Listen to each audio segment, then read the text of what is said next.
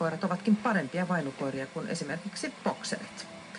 Risto ja Tuula Siimes kouluttavat jälkikoiria ja vuoden päivät heillä on ollut myös 2 homekoiraa, Mimmi ja Carlos. Olli Törönen kävi kysymässä koirien koulutuksesta. Mistä sen tietää, mikä pennusta kehittyy? Tuula Siimes. Ja kyllä se oikeastaan siinä koulutuksen myötä tulee selville sitten, että minkälainen se on, kuinka hyvä se on, kuinka halukas se on työskentelemään ja miten se toimii vieraissa paikoissa, vieraissa ympäristössä. Mitä se vaikuttaa siihen? No ihan pentunasta ei siis näe. No ihan pikkupennusta on hyvin vaikea sanoa muuta kuin, että se on kiva pentu. Ja sieltä totta kai me tutkitaan niin kuin, tai testaillaan viettejä. Täytyy sillä olla halu leikkiä, olla sosiaalinen, avoin. Semmoinen reipas pentu. Joo. No mistä te päädyitte, miksi te päädyitte schäfereihin?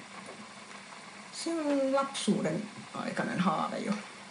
Se on ihan sama juttu, että kyllä se on tullut lapsuudessa se rakkaus rotuun. Että... Joo.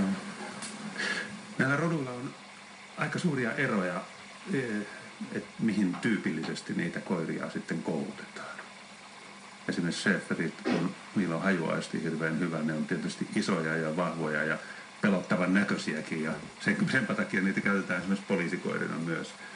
Mutta ilmeisesti ovat hyvin sopeutuvaisia myös tähän homeen haistamiseen. Kyllä joo. On yleensä ihan ystävällisiä. Tuommoinen normaali täyspäinen saksanpaimen koira. Ja se kulkee kuin kalavedessä, en tiedä missä tahansa. Se ei välitä vieraista ihmisistä. Se on ihan semmoinen koulutuskelpoinen. Joo, ja niin, herra sanoi siellä, oli samaa mieltä. Niin rotujen väliset erot on aikamoiset. Että joku bulldog, niin sen hajuaisti on paljon huonompi kuin esimerkiksi schäferin. Kyllä joo, kyllä se, niin ainakin väittää, että kun on vähän pitempi ja vähän leveämpi kuono, niin se toimii paremmin kuin sitten taas ihan lyttänä. Niillä on jo se hengitys, vaatii oman osansa sen nenän kapasiteetista ja se ehkä estää sitten tarkempaa haistelua.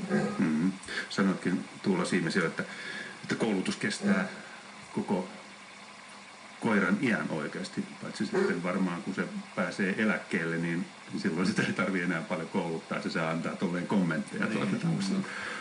Missä iässä se koulutus alkaa sitten? Kyllä se alkaa sieltä pikkupennusta, pikkuhiljaa. Sieltä 8-viikkoisesta, kun se tulee kotiin, niin se alkaa oppia asioita. Oppii myös niitä, mitä ei tarvitsisi oppia hyvinkin nopeasti. Ja kuinka ne voi sitten sammuttaa nämä opit sitten? Se on sitten taas koirakohtaista, että joko ei kiinnitetä huomiota tai ohjataan se johonkin järkevämpään toimintaan. Esimerkiksi pöydänjalkojen kimpusta luitten syöntiin ja sen sellaista nenänsä. Se oppii käyttämään. Hän tutkii maailmaa nenänsä avulla niinkin pitkälle. Joo. Te olette kouluttaneet jälkikoiria pääasiassa. No, miten se tapahtuu? No ihan se ensimmäinen harjoitus, mitä me käytetään, on se, että se näkee, kun ihminen lähtee metsään kävelemään. He jää sinne sitten piiloon. Ja jonkun ajan kuluttua sitten koira päästetään perään ja sehän yleensä uteliaisuuksissaan ottaa sen jäljen ja ajaa sinne ja on sitten kauhean riemuissaan, kun vastaanottaja kehuu ja ehkä vähän ruokkii tai leikkii. Pitää hauskaa sen pennun kanssa.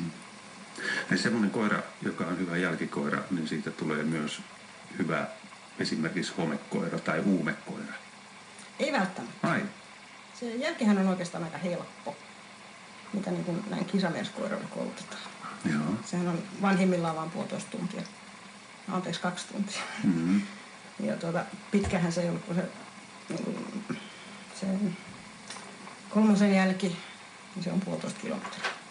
Joo. Ja se on aika helppo koiralle. Et sitten taas kun mietitään, että sitä hometta löytää syvältäkin rakenteista.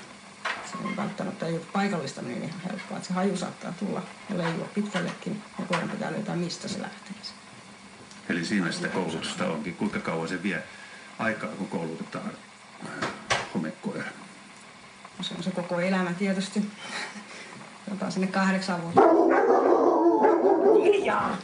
3 kuukaudessa se oppii sen haju erottaa. Ja ne homeet. Sitten vaan ruvetaan piilottelemaan vaikeampia ja vaikeampia paikkoja. Eli Carlos on nyt 2-vuotias.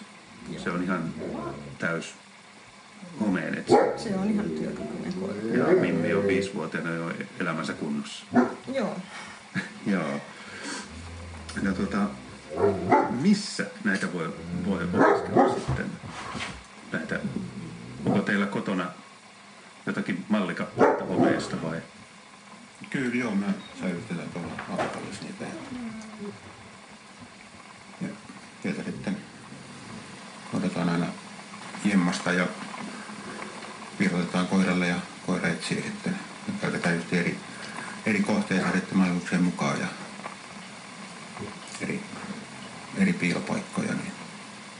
Kuinka monta näytepurkkia? Kyllähän niitä on 10 näytöpurkkejakin, missä on erilaisia. Joo. Eri materiaaleissa sitten on homeet istutettu ja Joo. jos tuoksuu eri lailla sitten jo koirallekin. Joo, nimittäin hometta on niin monenlaista, että jos te syötte homejuustoa pöydässä, niin koira ei tule innokkaasti sitä. Niin tulee joo. Ja siinä on tavallaan tietysti koko tilanne on sitten jo eri. Koira jo ymmärtää, että milloin ollaan vapaalla ja milloin ollaan töissä ja